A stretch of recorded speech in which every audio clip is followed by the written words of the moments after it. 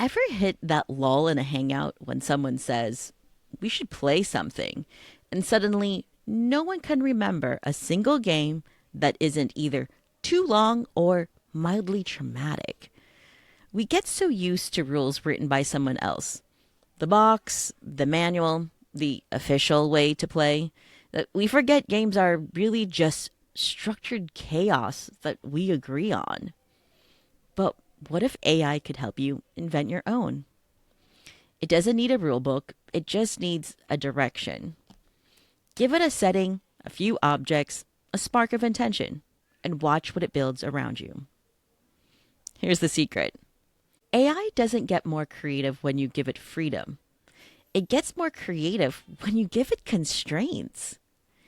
In today's episode, I'll go over how to train AI to be your game maker. Hi, I'm Frankie, and welcome back to Promptwell's AI Joy Lab. We run small experiments in joy powered by AI. In the Joy Lab, we believe the best way to learn is to play. AI doesn't really know what fun is, but it knows how to build around what you think fun looks like. So let's test that. We'll start simple, then we'll finish with something gloriously messy. For today's demo, I'll be using a fresh chat with no memory, so it's exactly what you'd see if you open ChatGPT for the first time. For our first request, we're going to start very simple and generic. Create a game with exactly 3 rules. Okay, game title, 3 words ahead. Objective, outsmart your opponents by predicting the next 3 words they'll say. Rules, 1 player, the speaker, says a sentence of at least 5 words aloud. 2, before the speaker finishes, the other players secretly write down what they think the next 3 words will be. 3, when the speaker finishes, anyone who correctly guessed all 3 words earns 2 points.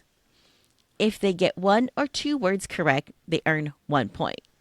First to 10-point wins. So even AI will hear is acknowledging at the end that you didn't really give it much to work with. That's why it's asking a clarifying question. It's asking, would you like me to make a themed version? For our next request, let's go ahead and preempt that.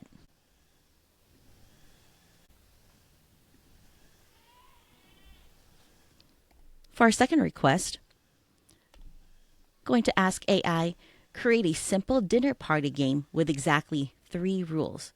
It should be easy to play with things I already have at home. So, this game name is the Bluff Buffet. You will need a bowl or cup, small scraps of paper, a pen. Setup: each guest writes 1 true and 1 fake food related statement about themselves on separate slips. That is, for example, I've eaten snails in Paris. I hate chocolate. Who eats chocolate? Fold and mix them in the bowl. Rules: draw and read. 1 person draws a slip and reads it out loud without saying who wrote it. 2, everyone debates who they think wrote it and whether it's true or false. 3, reveal and score. The writer reveals themselves. Each correct guesser gets 1 point. If everyone is fooled, the writer gets 2 points. Play until everyone's entries are used. Winner is the most convincing liar or best truth detector, depending on how you see it. This sounds entertaining, but I feel like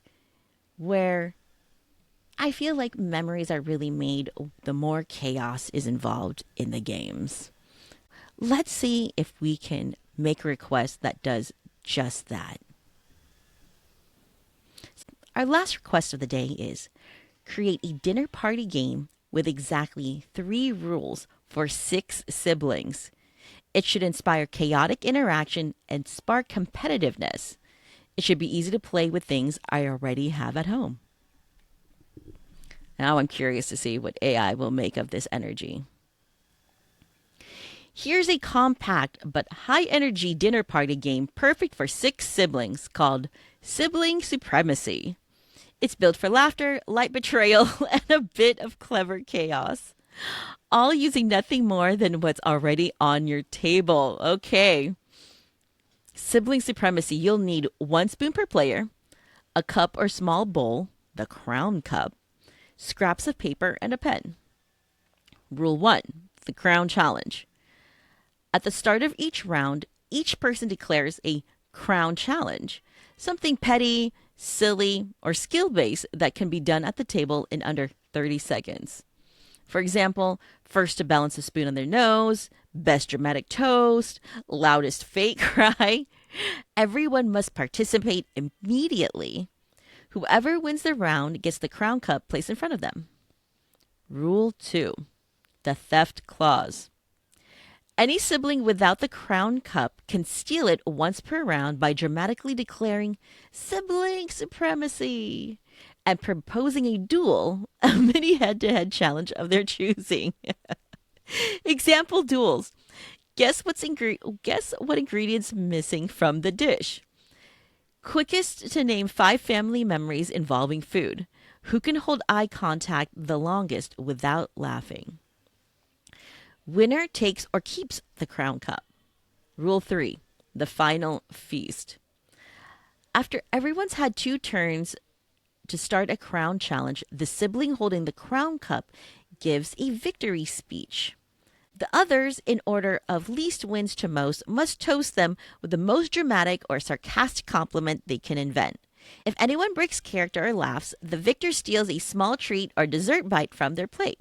Out of the 3 requests, this is definitely the most lively of all of the game.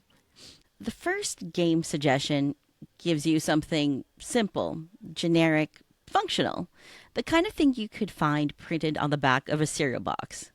Add a few boundaries and AI starts to take off. It begins shaping rhythm, flow, and pacing. But when you layer in relationships, something shifts. Suddenly, AI stops building a game and starts building social chemistry.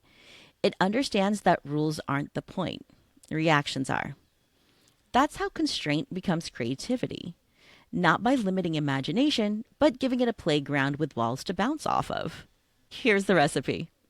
1. Start with structure. Give AI the format first. Create a board game, design a challenge, write a quiz. 2. Add a constraint, time limit, number of rules, objects on the table. Anything that boxes it in just enough to get creative. 3. Define the group dynamic. Who's playing changes everything. 6 siblings, instant rivalry. Old friends, sentiment and nostalgia. Strangers, awkward fun waiting to happen. When you shape the context around the prompt, you shape the chemistry out of the outcome. And that's when a simple game stops becoming just a time filler and starts becoming a memory-making social experiment. Here's the quiet part out loud. AI can't play, but it can remind us how we do. Every rule we set isn't a restriction. It's the design space for joy.